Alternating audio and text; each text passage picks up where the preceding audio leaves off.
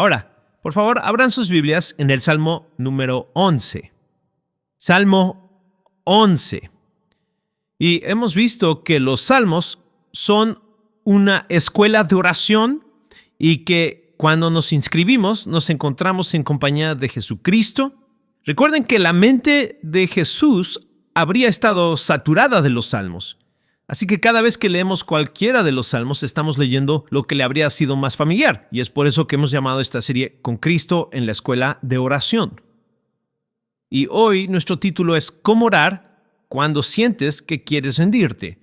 Esta es una experiencia por la que todos pasamos en diferentes circunstancias de la vida y verán por qué le he dado ese título a partir del segundo versículo del Salmo, que es donde comenzamos hoy, donde David dice, ¿cómo es que ustedes le dicen a mi alma, huye como ave al monte? Ahora, enseguida ves que alguien le está hablando al alma de David. Él está escuchando un consejo y ese consejo que oye entra por su oído y va directo a su corazón. Y fíjate en qué consiste el consejo. Huye como ave al monte. Alguien le está diciendo a David, David, es hora de seguir adelante. ¿Por qué? Por dos razones. Primero, porque los impíos tensan el arco, versículo 2. Preparan su flecha sobre la cuerda para disparar en lo oscuro a los rectos de corazón. ¿Qué significa eso? Esta persona que le está dando consejo a David, probablemente un amigo, le está diciendo, mira David, se avecinan problemas, ya están tensando el arco y apuntando la flecha hacia ti. Tú eres el objetivo, más te vale irte de aquí. Y luego, una segunda razón está en el versículo 3. Si los fundamentos son destruidos, ¿qué puede hacer el justo? David, el juego se acabó. No hay nada que puedes hacer ahora. No tiene sentido que sigas intentando lo que estás haciendo. Nada de lo que hagas o digas va a cambiar las cosas. Ese es el consejo que está recibiendo David, que entra por su oído y va directo a su corazón. Y él dice, ¿por qué le dices esto a mi alma?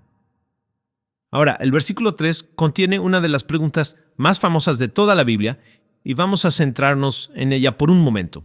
Si los fundamentos son destruidos, ¿qué puede hacer el justo? Ahora, sería fácil interpretar esto como una especie de llamado a la acción. Si los cimientos son destruidos, ¿qué puede hacer el justo? Bueno, los justos pueden orar, pueden organizarse, pueden dar testimonio y así sucesivamente. Y eso es cierto, pero no es el punto que se plantea en este salmo. El punto aquí es que alguien, un amigo, está hablando al alma de David y le está dando un consejo sencillo. Y esta persona le dice a David, David, eres un hombre justo, pero estás en gran peligro. Y no hay nada que puedas hacer. ¿Por qué no piensas en ti mismo y te vas de aquí lo más rápido posible? Huye como un pájaro a tu montaña. No es difícil, al leer un poco de la historia del Antiguo Testamento, imaginar cómo este consejo podría aplicarse a David. Recordemos que antes de David hubo un rey llamado Saúl, cuyo reinado fue un completo y absoluto desastre. Para los fieles, los años del reinado de Saúl debieron parecer un tiempo en que los mismos cimientos de la vida en Israel estaban siendo, por así decirlo, arrancados. Y a veces sentimos lo mismo hoy, lo cual es una de las razones por las que este salmo nos habla con tanta fuerza. Ya sabes, solía haber lo que llamábamos un consejo judeocristiano en este país. Ya sabes, hay un Dios en el cielo que dio los 10 mandamientos y en Dios confiamos, está impreso en el dinero y así sucesivamente. Esto puede haber sido bastante superficial para muchos, pero al menos proporcionaba una base para la vida y daba a los cristianos un fundamento para hablar a las personas sobre Dios y sobre nuestra necesidad de Cristo debido a nuestro pecado contra Él. Pero, como bien sabes, esto está cambiando muy rápidamente. Estos cimientos parecen estar desplazándose y en la mente de muchísimas personas hoy en día, Dios es, como se suele decir, quien sea o lo que sea, ella o ello. Y si los cimientos son destruidos, nos encontramos preguntando, ¿qué puede hacer el justo? ¿Qué pueden hacer los justos? ¿Qué puede hacer la iglesia para cambiar esto? Parece que las cosas están cambiando tan rápido. Y esa es la pregunta aquí. Y alguien le dice a David, David, no hay nada más que se puede hacer. Ahora tú eres el objetivo. Más te vale irte de aquí. Ese es el punto que se plantea al comienzo de este salmo. Este es un salmo que, por definición, habla de los momentos en que sentimos ganas de rendirnos. Los momentos en que sientes que nada de lo que hagas marcará diferencia alguna. Los momentos en que sientes que todo se ha vuelto abrumadoramente difícil y te sientes profundamente desanimado. La semana pasada, si estuvieron aquí, quizás recuerdan que estudiamos el Salmo 10, donde identificamos 5 características de los malvados. ¿Recuerdan? Los malvados son orgullosos, groseros, codiciosos, violentos e impíos. Después de uno de los servicios, alguien se me acercó muy conmovido y me dijo, ¿sabes? Estas 5 cosas describen al compañero nuevo que trabaja justo frente a mí cada día en el taller mecánico. Y añadió, es muy difícil. Y muchos de ustedes habrán tenido experiencias similares. Cada vez es más difícil vivir con rectitud en el trabajo. Y ahí estás tú, has intentado mantener tu testimonio, pero ahora parece que los demás están en tu contra. Sus flechas, por así decirlo, apuntan hacia ti. A veces te desanimas y piensas, como dice el Salmo 11, ¿de qué sirve que yo esté aquí? Nada de lo que hago parece cambiar las cosas. ¿No sería mejor si fuera pastor o misionero? Aquí es demasiado difícil. No es fácil. ¿Qué sentido tiene continuar? Cuando hasta los cimientos del negocio en el que trabajo parecen haberse derrumbado. ¿Qué pueden hacer los justos? Esta es una pregunta muy real y habla directamente de las realidades de nuestras vidas y de nuestra cultura actual. ¿Quién le está dando este consejo a David? No se nos dice. Pero lo más probable es que sean las palabras de un amigo. Habrían sido las palabras de alguien que se preocupaba profundamente por David, alguien que quería protegerlo, y el consejo que se le da a David aquí es un consejo totalmente razonable. Puede que recuerdes, si conoces la historia de David, que se metió en situaciones bastante peligrosas y más de una vez tuvo que huir. Había sido elegido para reemplazar a Saúl como rey, pero sabes que Saúl nunca lo aceptó durante toda su vida y luchó contra ello hasta el día de su muerte. Y Saúl era un hombre propenso a ataques de ira. Había aspectos muy incontrolables en su carácter. La Biblia nos dice que en una ocasión, cuando se alteró, tomó una lanza y la arrojó en dirección a David, intentando clavarlo en la pared. David esquivó y la lanza falló. Y sería muy natural, después de un evento así, que alguien dijera, David, Saúl te tiene entre ojos. Sus flechas están dirigidas hacia ti. Eres un hombre justo, David, pero no estás a salvo en este palacio. No hay nada más que puedes hacer aquí quedándote. Lo mejor es que pienses en ti mismo y huyas a tu montaña. De hecho, si lees en 1 Samuel capítulo 19, eso es exactamente lo que sucedió en una ocasión. David estaba casado, nada menos, con la hija de Saúl, una mujer llamada Mical. Y después de este incidente, en el que le arrojaron una jabalina a David, Mical se acercó a David esa noche y en su casa le dijo, David, si no te vas de aquí, mi padre Saúl te matará por la mañana. De hecho, Saúl ya había enviado agentes a la casa de David y estaban vigilando la vivienda. Pueden leer esta historia ustedes mismos, una historia maravillosa. Mical hace bajar a David por la ventana del dormitorio y luego coloca un muñeco relleno en la cama para que cuando entren los agentes se gane más tiempo. ¿Sabías que esto está en la Biblia? Es un libro maravilloso, por cierto. Deberías leer la Biblia. Es increíble. Y coloca un muñeco relleno en la cama, los agentes entran y eso le da más tiempo para escapar. De hecho, encuentras estas palabras en la Biblia. David huyó y él escapó. Así que hay momentos en los que eso es lo correcto. ¿Recuerdas que Jesús dijo en Mateo capítulo 10, cuando los persigan en una ciudad, ¿qué hacen? Huyan a la otra. Hubo un momento en el que una multitud en el templo, Juan capítulo 8, recogió piedras para apedrear a Jesús. Un capítulo fascinante. Comienza con una mujer adúltera a quien Jesús rescata porque la gente iba a apedrearla. Termina el mismo capítulo con gente recogiendo piedras para apedrearlo. Pero el tiempo de Jesús aún no había llegado, así que en la Biblia leemos que se ocultó. No dijo, me quedaré aquí hasta que me apedreen. Se ocultó. Y luego salió del templo sin ser visto. Así que, cuando enfrentamos situaciones difíciles y especialmente situaciones de peligro, siempre tenemos una elección.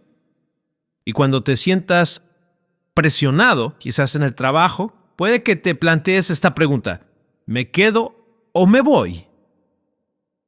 Y si alguien te apunta con una jabalina y tienes agentes en tu puerta, entonces hay un buen argumento para decir que es momento de irse, ¿no? Pero todos sabemos que hay muchas más ocasiones en las que es demasiado fácil rendirse. La presión está sobre ti y sabes que Dios te llama a mantenerte firme. Y lo que necesitas es encontrar la fuerza para hacerlo. ¿Cómo sigo adelante? ¿Cómo persevero? ¿Cómo orar cuando siento que quiero rendirme? Y cuando llegues a ese lugar, el Salmo 11 es para ti. Ahora, observa cómo David responde en esta circunstancia al consejo bien intencionado de amigos que le sugirieron que lo mejor es salir huyendo del pueblo y refugiarse en la montaña. Él dice en el versículo 1, y ahora estamos al comienzo del Salmo, en el Señor me refugio.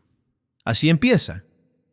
Así que, ¿cómo es que ustedes le dicen a mi alma, huye como ave al monte? ¿Cómo es que ustedes me dicen, si los fundamentos son destruidos, qué puede hacer el justo?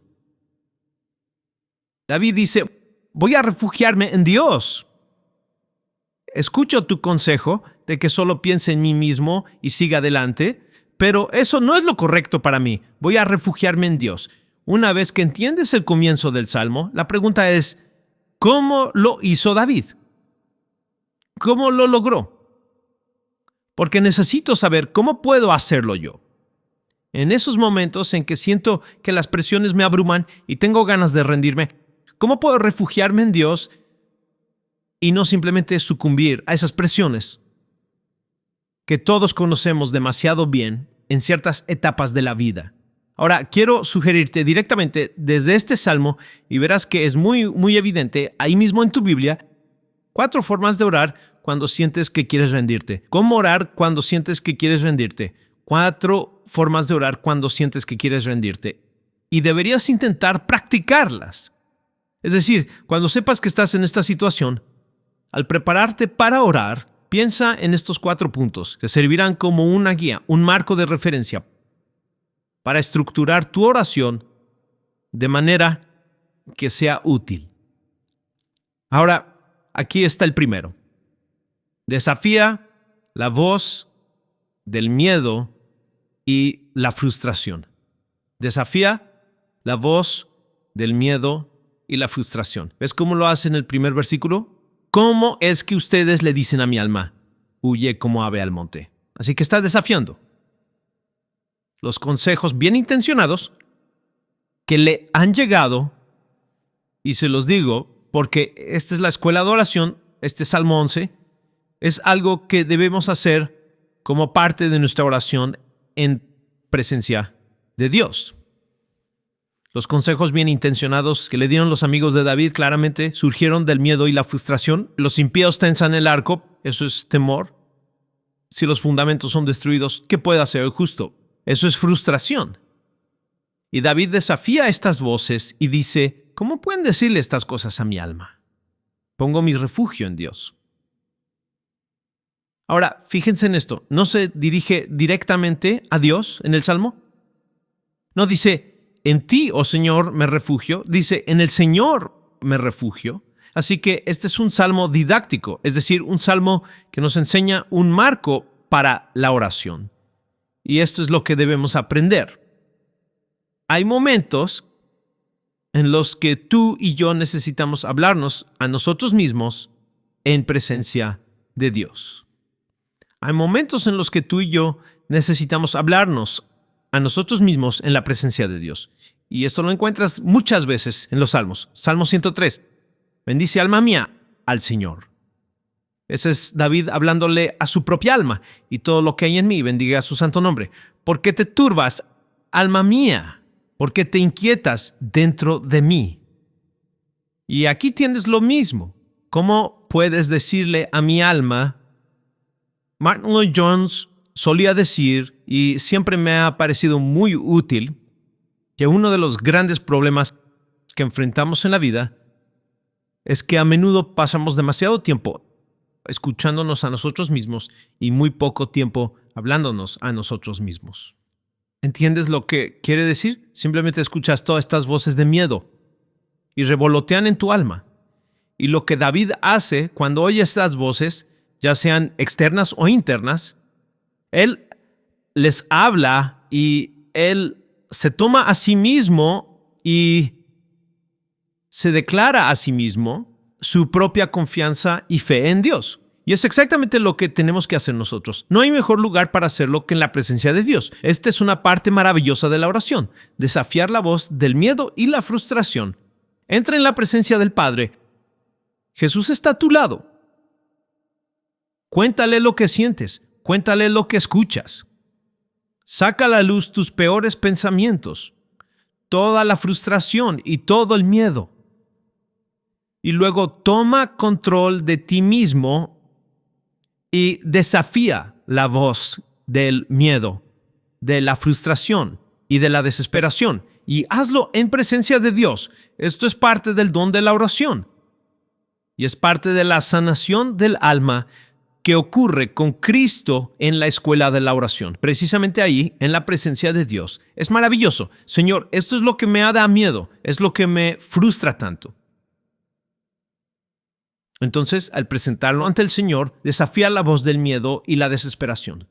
Por cierto, Jesús conoce bien este salmo, como conoce todos los salmos. Es muy evidente, ¿verdad? Cuando consideramos el salmo en relación con nuestro Señor. El arco está tensado y la flecha apunta al que es recto de corazón. No hay duda de quién es. Me refiero a Cristo. Está justo ahí, ¿verdad? El que es recto de corazón. Y el arco y la flecha siempre estuvieron en su contra desde el comienzo de su ministerio. Pero hagamos esta pregunta. ¿Acaso Jesús tuvo que cuestionar los consejos bien intencionados de amigos que deseaban lo mejor para él, pero hablaban en dirección equivocada? Sí lo hizo, al menos en 2 ocasiones. Una quizás menos conocida, Lucas 13, versículo 31. Resulta fascinante. Unos fariseos se acercaron a Jesús y le dijeron: sal y vete de aquí, porque Herodes te quiere matar. ¿No es interesante? Así que hubo fariseos bien dispuestos hacia Jesús. No todos eran sus enemigos. Estos tenían buenas intenciones, sabían que Herodes quería hacer daño a Jesús y le dijeron: es mejor que te vayas, queremos protegerte. Huye al monte. Es justamente el Salmo 11.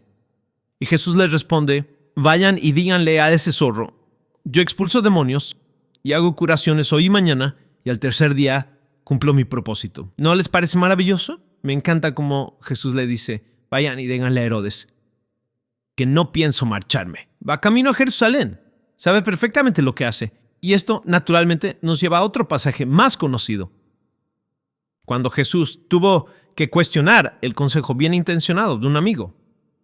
En Mateo 16, Pedro confiesa que Jesús es el Cristo, el Hijo del Dios viviente. Y entonces Jesús empieza a decirle a Pedro y a los otros discípulos que debe ir a Jerusalén, que debe sufrir muchas cosas, que debe ser crucificado y que resucitará al tercer día.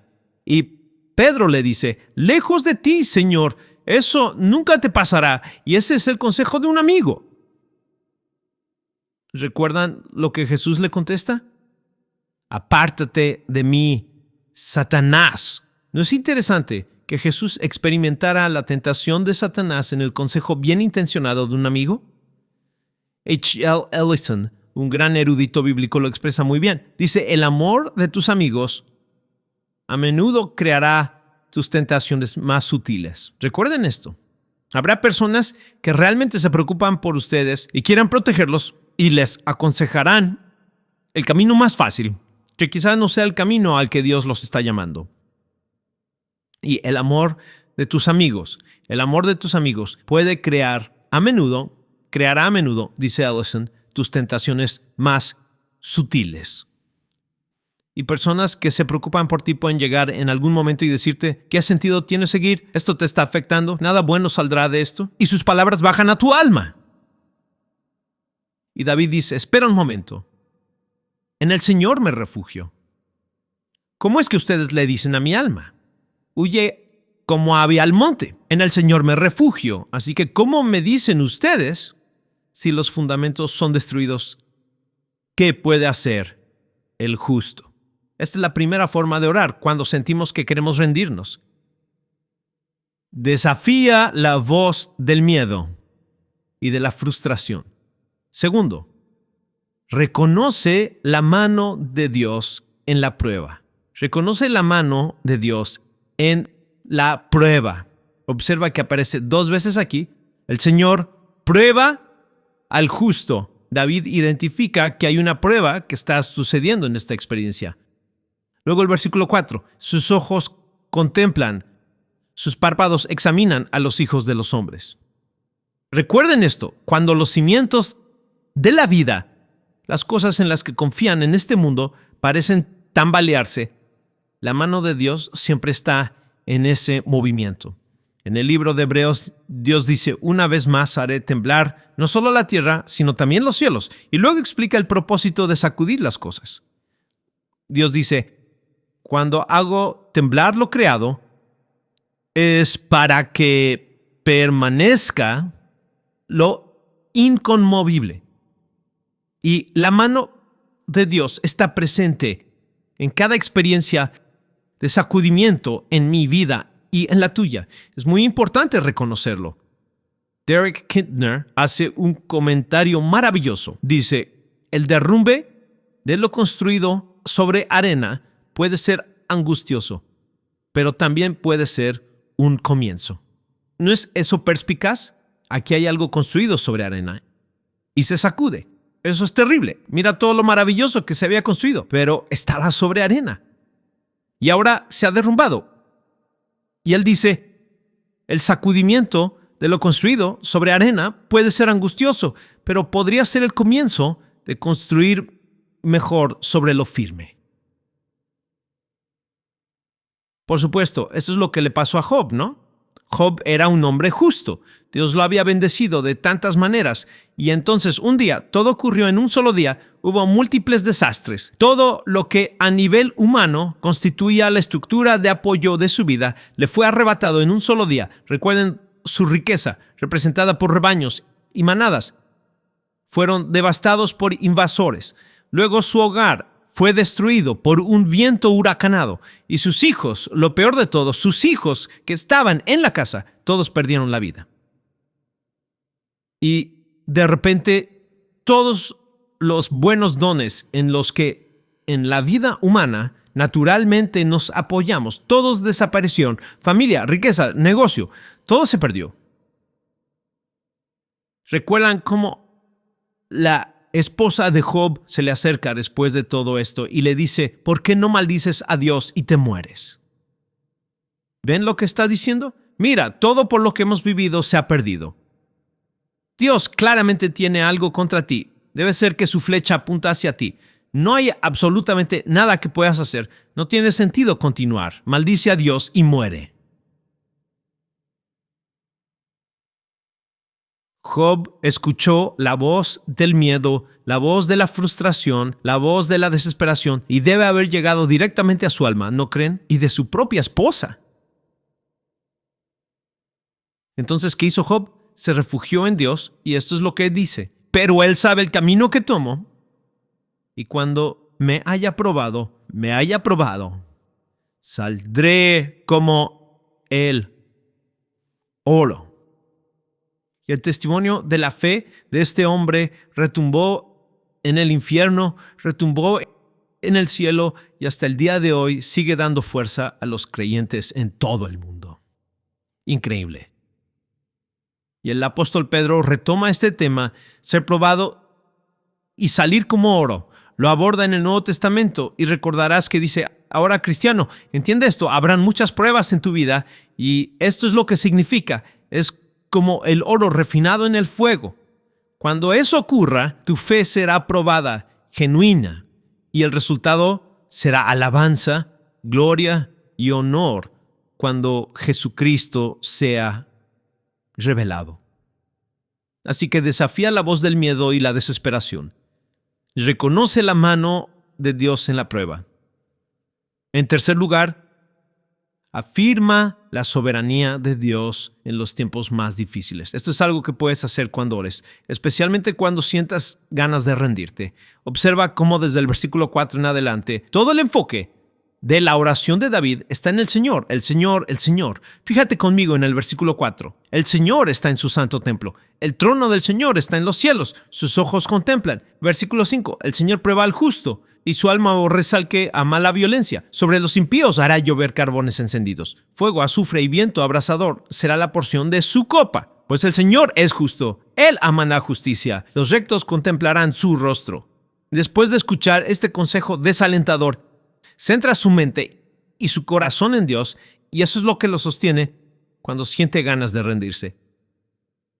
Y sabes, cuando los cimientos son destruidos, y especialmente cuando nos alarmamos al mirar al país y la cultura que amamos, recordemos esto: los fundamentos de la justicia no están en la cultura, nunca lo estuvieron. Los cimientos de la justicia radican en quién es Dios y en lo que Dios ama. El Señor es justo. Eso es lo que está diciendo. El Señor ama la justicia. Ese es el fundamento.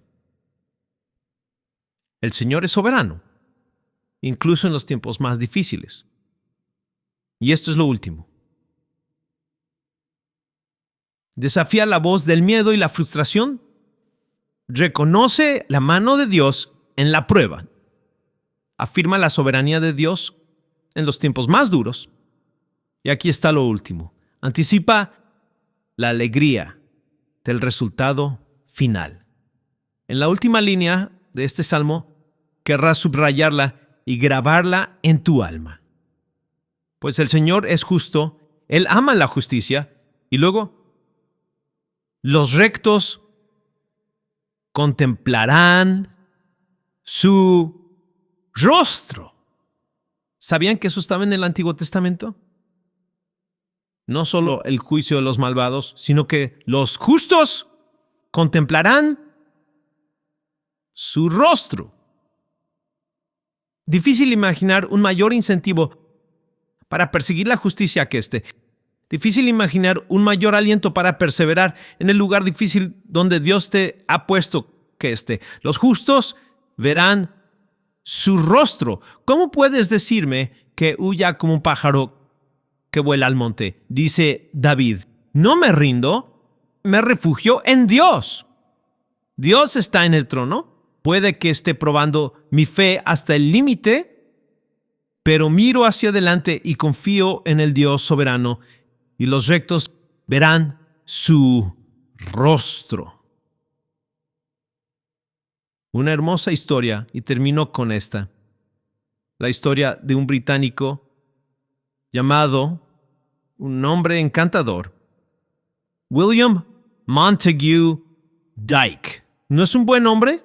William Montague Dyke. Y es una historia real. Cuando William tenía 10 años, quedó ciego en un accidente y perdió por completo la vista. A pesar de esta discapacidad, se graduó de la universidad con altos honores. Durante sus estudios universitarios, William se enamoró de la hija de un alto oficial de la Marina Británica y ambos se comprometieron. Poco antes de la boda, William se sometió a una cirugía con la esperanza de que la operación le devolvería la vista. Sabía, por supuesto, que si la operación fallaba, permanecería ciego el resto de su vida. Tras la operación, por supuesto, los ojos de William estaban vendados e insistió en mantener las vendas puestas hasta el día de su boda. Si la cirugía tenía éxito, dijo, quiero que la primera persona que vea sea mi prometida. Llegó el día de la boda. Los invitados se congregaron para presenciar el intercambio de votos.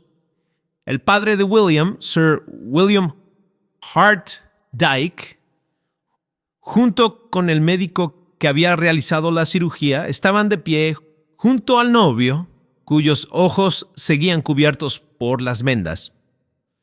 El órgano entonó la marcha nupcial. La novia avanza por el pasillo hacia el altar y al llegar pueden imaginarse la escena. El cirujano saca unas tijeras de su bolsillo y corta las vendas que cubrían los ojos de William. Imaginen la tensión que inundaba el lugar. La congregación contenía la respiración, preguntándose si William podría ver a la mujer que estaba junto a él. Y cuando quedó cara a cara con su novia, la voz de William resonó por toda la catedral donde se celebraba la ceremonia. Eres más hermosa de lo que jamás pude imaginar. Amigos, un día las vendas que cubren nuestros ojos serán removidas. Los justos contemplarán su rostro y cuando vean su gloria, será más grandiosa de lo que jamás imaginaron. ¿Se unirán a mí en oración? Contemplaré su rostro, adoraré su poder y cantaré eternamente los triunfos de su gracia. Hasta ese día, querido Señor, ayúdanos a desafiar las voces del temor y la frustración, a reconocer tu mano en la prueba, a afirmar tu gobierno soberano sobre todas las cosas y a esperar con gozo el desenlace final. Por Jesucristo, nuestro Señor, en cuyo nombre oramos, y todos contestaron, amén.